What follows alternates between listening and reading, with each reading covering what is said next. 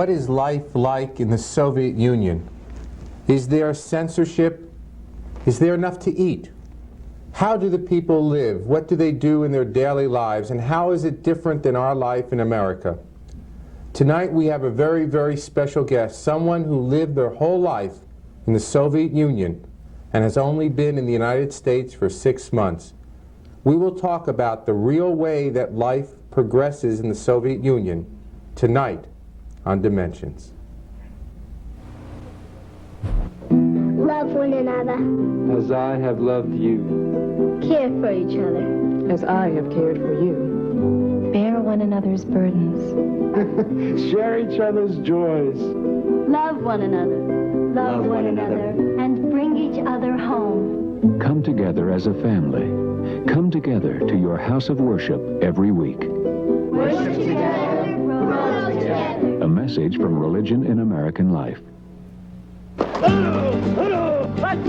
These guys have been raising cattle a long time, but when it comes to marketing, they can sure use a little Texas know-how.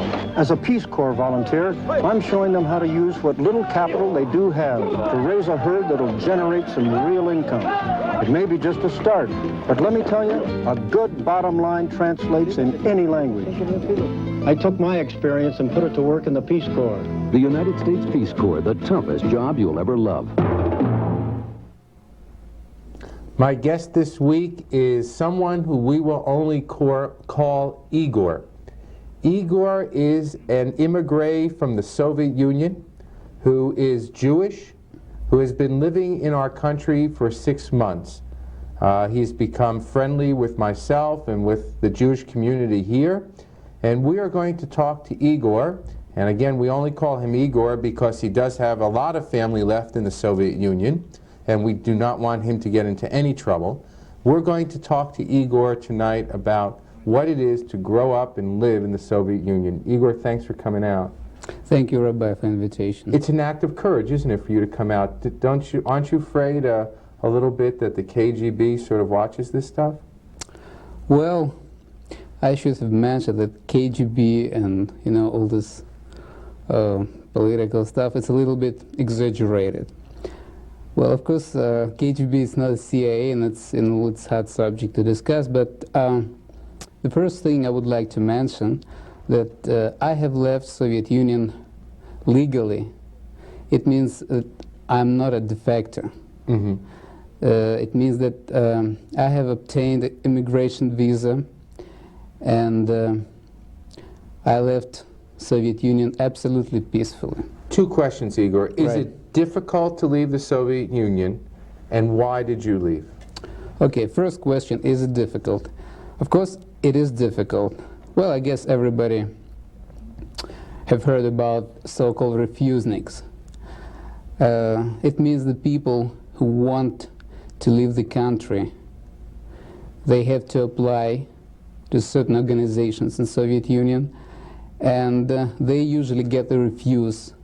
So in other words, they don't have opportunity to leave the country, so they call it refusnik. It's kind of a mix-up English and Russian language. The only possibility to leave Soviet Union is have Jewish people and some other nationalities, such as Germans and some other, because the so-called reason of leaving the country lies in reconciliation of the family. For the Jewish people, it means reconciliation with the family allegedly in Israel. For the Germans in Germany, and so on and so forth. Nobody... But you can't leave the country if you say, I'm not happy here, I don't like living here, that's not the No, forget it. Well, I guess everybody heard about so-called Iron Curtain. It means that you cannot leave the country if you don't like it, or some other reason, whatever. You cannot just get up and go. You should have some kind of a reason to leave the country. Ordinary Russian people, of course, will never leave the country and will never have an opportunity to do it. Why did you leave, Igor? So this is the second question. For me, it was a very special feeling, I would say. First of all, my political point of view is not exactly copes with the official Soviet political system. It means that I have personally some objections against the order which takes place in Soviet Union. There are two ways usually for the people like you. First way is just to go out the streets, to go to demonstrations, try to carry slogans or whatever, try to protest, and the only possible final of such kind of a behavior is camp. Is Siberia. It mustn't, it may be not Siberia. But arrest. Yes, first it's arrest. They call it like,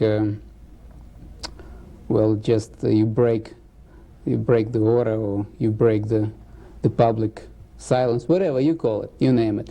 And next, nothing else, nothing expect. But for the refuseniks, whom I mentioned before, this is the only way to do it. And there is another way for the people like me and many other people, is to leave the country. So actually, if you not agree, it's obvious. You can try to protest, or you can try to go out. Igor, these are such basic, important points. I want to dwell on them for a minute. Okay. You cannot protest against the government. Yes, you can, but you will get in trouble for that. Yes, absolutely. You can go out. Once again, I want to emphasize it. You can protest, but the only way you can protest, you can go out to the street with the slogans or whatever, and in 10 minutes you would be arrested, and probably nobody ever will ever hear about you. Well, this is a little bit exaggeration, but actually this is the final, absolutely inevitable. Do you know people that happened to? Yes. That they protested too much and were arrested too much, and finally they just disappeared? Actually, the end of the protests, and some other demonstrations is known. Everybody knows what expect them. And this is kind of a sign of a desperation, I would call it. It's for the people who are in despair, and they don't see any way out of the situation. They have lost their job, they have lost their respect, and so on and so forth. They have problems, their family is in trouble, and the only thing they are thinking about is that just to get out of the street. And actually the point of a demonstration is not to try to change the government. Yes, exactly, but to attract some attention. So for example, a refusenik could apply to leave, be refused, yes, be fired, yes, and then neither can leave nor can work.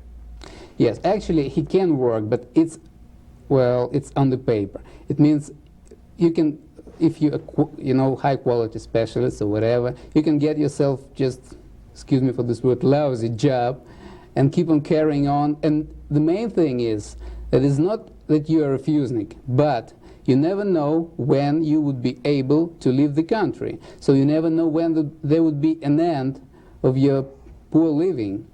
Igor, in this country, the powers of the police are very, very limited. In fact, if you're arrested in this country, they have to read you rights. You have to have a quick and speedy trial.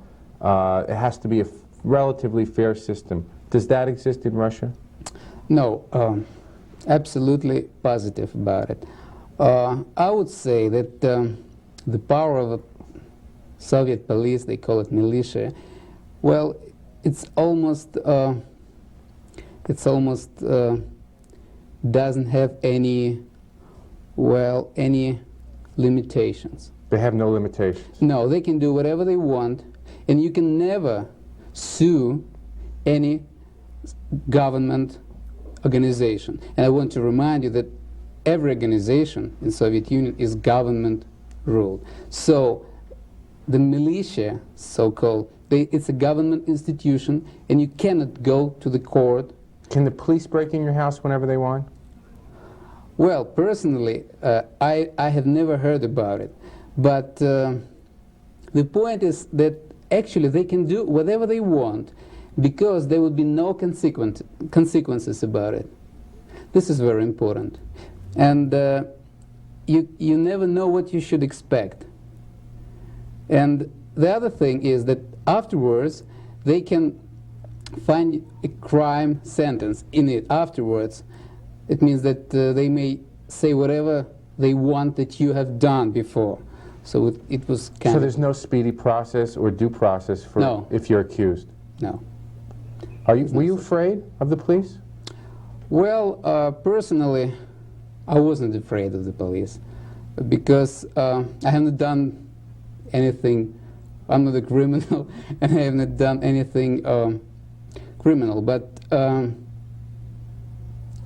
I felt that I couldn't be absolutely positive about my next step, because since you get into some kind of this organization like police or some other government organization, you can never know what you should expect. They can do whatever you want. They can take you, well, to the police station, to the press center, or they can take you to the mental institution.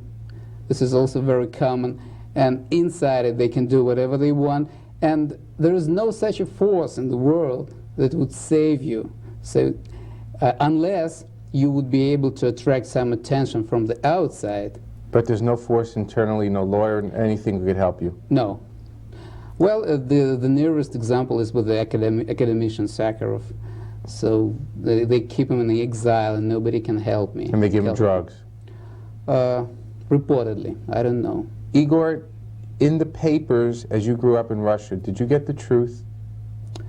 Well, actually, all the Soviet press, all Soviet papers are government-owned, and if you take 3 or 4 of them, you will never know, you will never be able to define what particular newspaper you are reading, because they're all the same. Exactly the same. Exactly the same, because there is kind of a Soviet news agency, TASS, which reports in every newspaper the same. So you wouldn't be able to tell the difference. So you don't get the truth?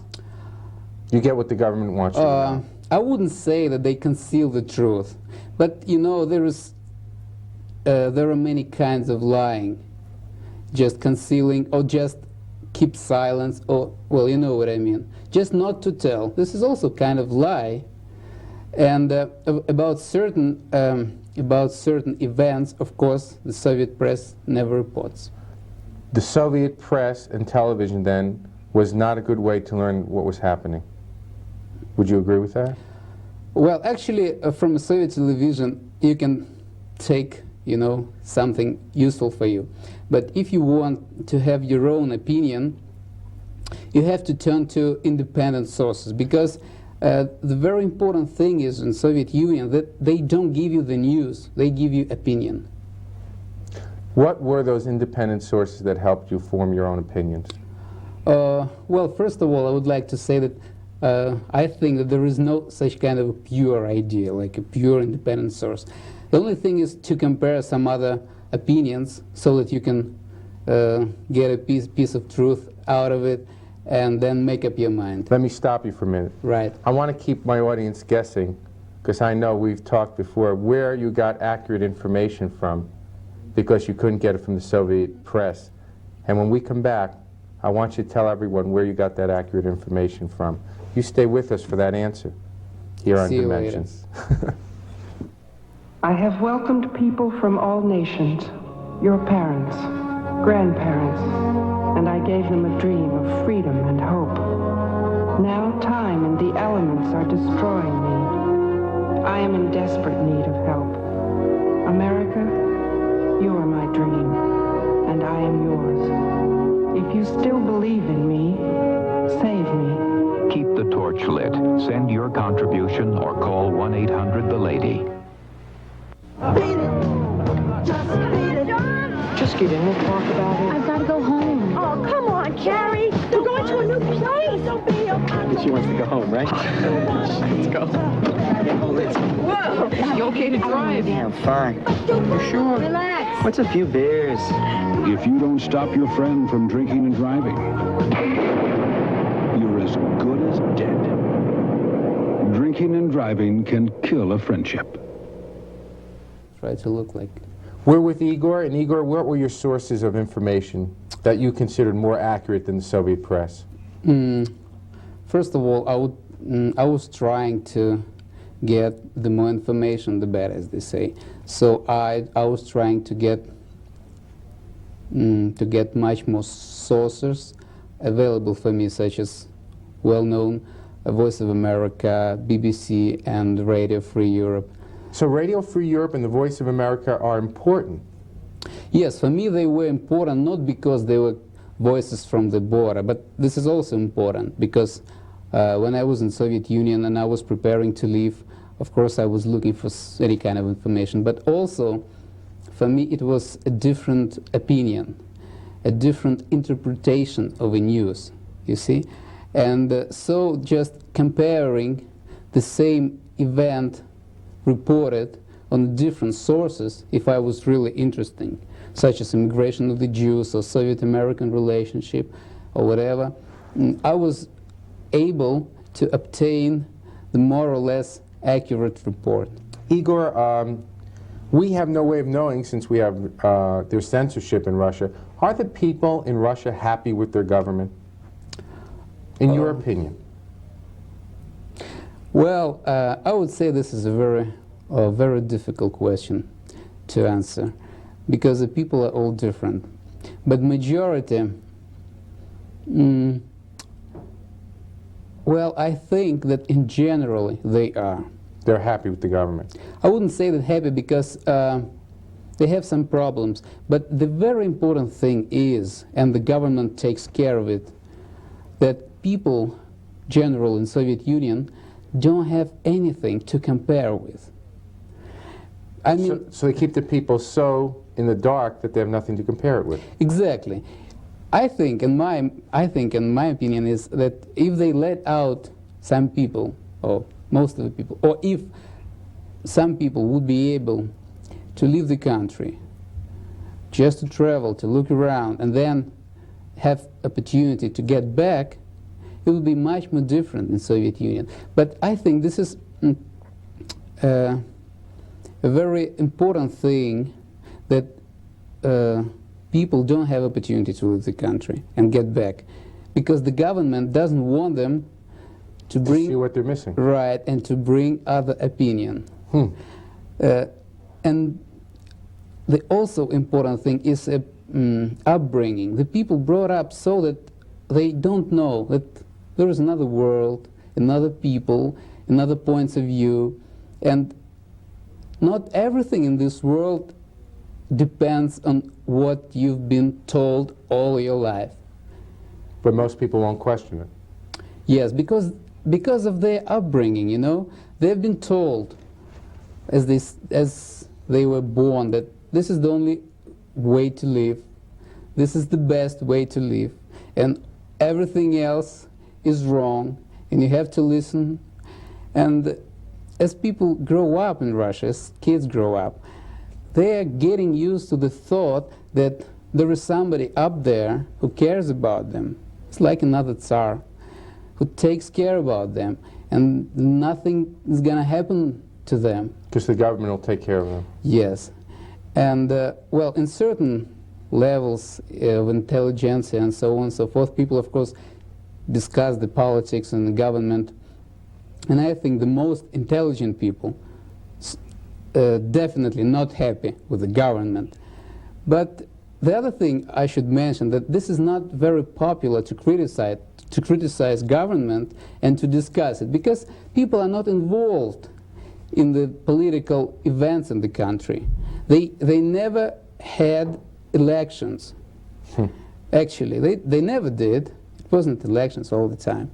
And, well, people get used to think that there is something up there that takes place by itself, and there is no way you can have any influence in it. So you have the feeling you're totally and completely helpless in what the government does? Absolutely. This is the right definition. And there's nothing you can do to change the government or interact with it? No, people used to think that they should change, you know, the way of living, the way of working, and something else, and nobody ever thought that they should just change the government, and that's it. And not only the government, just take out one and put it in another. No, just they have to change the way of life in general, and this is very important. And I don't think it's possible to do it from the outside. People should do it from the inside, and the quicker they will do it, the better for them. Why didn't you stay and make a revolution inside and change the government? This is a good question. Suppose I should stay there, but there are some other questions for me, which probably had some kind of influence on my decision. Well, I don't want to get into your personal life, but the idea of having a revolution from the inside against the government in Russia you don't think is really going to happen? Not because of that. I think if I would stay, of course, I would try to do anything to change it, no matter, I wouldn't mind about camps, but I would mention another thing that about my nationality. I'm Jew, and this is very important, because if I was Russian, just Russian, I would do what the Russians do, like academician Sakharov. They stay in the country and they try to fight the government. And I think this is the only way, definitely, they're doing very right thing. This is the only way to, just to change anything. But for the Jewish people in Russia, there is another problem. It's Soviet anti-Semitism. Is it very bad? Yes. How does it come out? How does it Well, I would say there is anti-Semitism all around the world, but we wouldn't discuss it. But the point is that in Soviet Union, this is kind of a government policy. You mean the government supports anti-Semitism? I'm absolutely definite, absolutely positive. Definitely, it is so. And for me, and for other Jews, there is no point staying in Russia and fighting against Soviet or Russian government, because no matter what government is, you never know what should expect you. Because do they blame the Jews in Israel for everything that goes wrong? Not for everything, but for most things. For most of things. The history tends to repeat. Everybody knows it. In 1917, there was a great October socialist revolution in Russia, and among the leaders of this revolution were Jewish people. Jewish people. I wouldn't mention that Karl Marx was Jewish. Nobody cares. But anyway, the closest friends, I wouldn't mention name like, Trotsky, Sverdlov, yeah. and so on. So many. The best people in the revolutionary movement were Jewish. Now we can see the final result of this revolution. Jews are persecuted. All Jewish leaders were assassinated.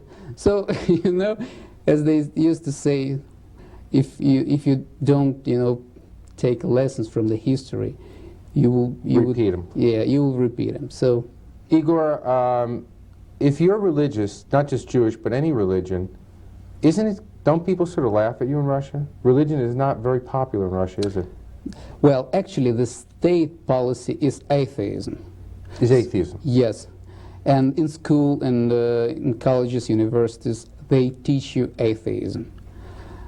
And I wouldn't say it's not popular. It's on 95% it's just prohibited. For instance, if you're a Christian, you can wear the cross if you go to the high school or if you go to the college, and everybody knows it. So, would you be kept from a job because you wore a cross or a Jewish star? Well, actually, on the paper, like they have many things on the paper. You're allowed to believe in God, to go to church, to pray, whatever you want. But in fact, you may have some problems. Just a regular example, if they have to promote somebody and have to choose from two people, and one of them is atheist and another is not, with all other equal characteristics, well, you know the answer. Who will be promoted? You know what our viewers are thinking, I think, Igor? They're probably, it's going through their mind that everything that we love about America, that we have freedom, that we have choice, that we don't live in a police state, that we have accurate information, that that by law you can't discriminate one against the other. All those things that we really love about America don't exist in the Soviet Union. Well, I've been in America not for a long time, and I don't know for sure the difference in some certain things, but generally, of course, it's a big difference. I wouldn't say it's just another country. I wouldn't say it's just another planet. It's absolutely different here, and The whole way of life different? yes. And the main difference is, well, I maybe sound trivial or whatever, but it's just a freedom. I think many people have told the same thing. But you can never understand it from the outside. You have to come here and just to feel it. And this is very, I would say even a little bit dangerous. It's like you've been, you know, on the diet for a long time, and then you start getting it all once again. I think this freedom is, you know, supposed to be consumed on the very small parts because it's too much freedom in here. It makes you a little bit, well, it's like a seasick. Well, you understand what I mean. And on the other hand, I mentioned about upbringing. The people in Russia were brought up so that there was somebody who cares about them. And when immigrants, especially from Soviet Union, come here to this country, one thing they can't stand most of all is their independence. That they start to understand that there is nobody up there who cares about you. You gotta do it yourself. You gotta take care of yourself. Mm-hmm. Well, and this is very strange feeling for the first time. Igor, I want to thank you. We have 1 minute left when we come back, but this, to me, has been one of the most important shows we've ever done. We're going to take a break. We'll be right back. Thank you.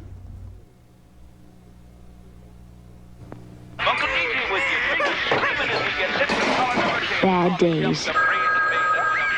Everybody has them. Hello?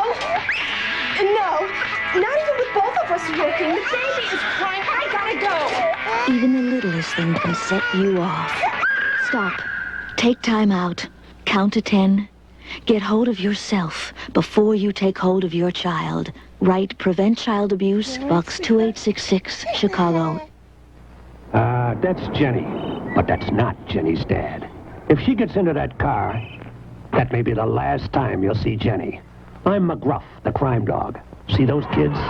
Every day in this country, 60 kids disappear. Some run away, but a lot are kidnapped by strangers, or even by people they know. So write to McGruff and teach your kids to protect themselves. Help take a bite out of crime. Igor, we are, America, the United States, a country of immigrants. And Yes. we're just now redoing, as you know, the Statue of Liberty, which was the symbol of welcoming immigrants from all over the world to our country who wanted freedom. In 30 seconds, tell us what we could do to help people who come to this country. Well, I think that there is nothing to be done about it. You'll be surprised to hear it from a recent emigre. But I tell you that one of the most important thing in this country is that people have to start take care of themselves. No matter how they can do it, but this is the first personal matter. When the first immigrants came to America, they had to fight with the Indians and whatever. There were no political institutions, there were no government, there were... I got to cut you off. We have to take care of ourselves? Yes. Igor, welcome to America. And thank you for one of the best shows we've ever done on Dimensions. Thank you very much.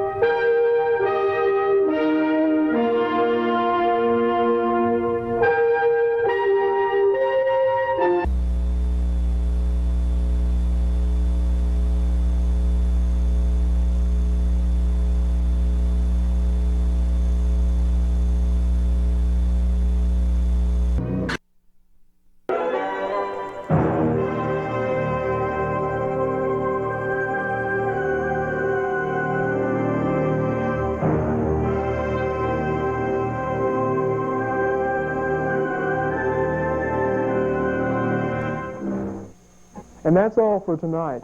Look for more exciting things from Screen Test. If you have any comments, write to Lee Brown, care of Gulfstream Cable, 1060 Scottsdale Boulevard, Dunedin, Florida, 33528. Have a good evening.